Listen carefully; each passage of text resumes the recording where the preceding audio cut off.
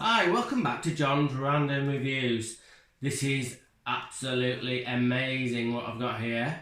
Most people will think, well, it's just a valve. It is a valve, but it's from 1885 or 1886 or something like that. That's when it was made. That's nearly 140 years old. I took it out of a house and yeah, it means a lot to me because I can't say where it came from because I can't say what house it was. But it was a very important house, and I've had lots of fantastic times at work, working there. So it's got a lot of sort of memories with this, and it's a beautiful thing. So first thing it's going to be amazed by, if you haven't never seen it, is this is actually threaded copper. This is 1/2 inch threaded copper. Look how thick it is. I don't know if you can see that. If not, I'll have a bit of a close up. So imagine if you ever came across like a long length of that or a house full of that, you'd be able to buy a, I don't know, not Ferrari, but a lot of money. Like I said, normally modern copper is probably only about sort of 1.5 millimeters thick. That must be nearly 8 millimeters thick. Absolutely mental. So anyway, I'm going to give a little bit of history to this valve. It was actually made in Rotherham.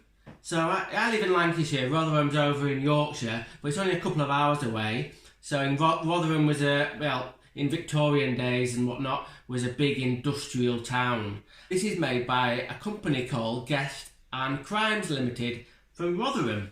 And they had a factory there. I think they started actually making stuff in 1860 or something. So that's what I've Wikipedia'd, so there you go. Anyway. So, just a little bit of an Anunnaki sort of like thing.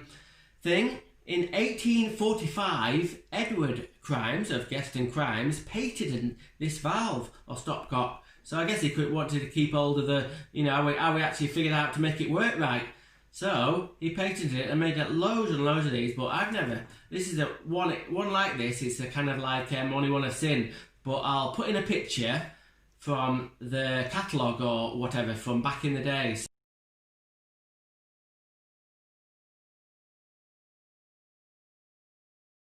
So, anyway, the full title for this is, are you ready for this?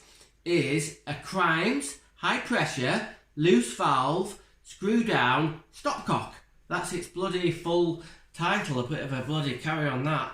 Anyway, so what we're going to do, before we take it apart, it is made out of gunmetal, which I've written down from Wikipedia again, is 88% copper, 8 to 10% tin, and 2 to 4% zinc. So there you go. Gunmetal is a lovely metal, but when we see it on valve, because it doesn't seem to corrode. If this was a bit manky when I've given it the old Brasso, but it's still in very, very good order. What I find when it's a really high quality bronze or a gunmetal in a valve, and the water in the pipes from a spring, it's very hard or soft, it does attack the valve from inside, and it causes dezinkification. Bloody hell! I should go back to school. I wasn't any good at chemistry or physics or anything like that. So anyway, hence I'm a plumber. Anyway, you know what? I always wanted to be an architect. Anyway, that's a different story. So let's take it apart. So screw it out here, and I think it'd have a big red fibre washer on there. So I've taken it apart. So the actual bit of it, I'm afraid, is broken. It's broken off. So that bit there is meant to be loose inside there with like a pin that's meant to be longer than that.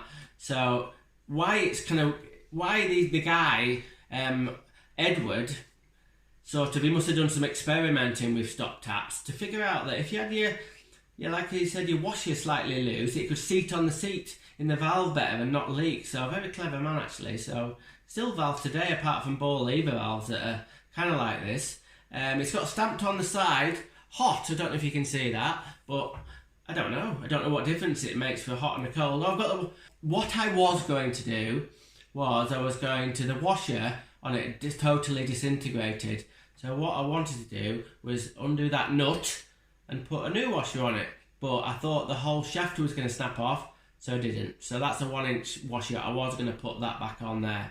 So this sits by my wood burner on the hearth, and it's pride of place because it's got a lot of history, and I can just imagine some bloke with a flat cap and a fag hanging out his mouth, making in the foundry, making this, and I just think it's beautiful. It has very, very good memories for me. So there we go. Thanks for watching. Random is rad. Rock on.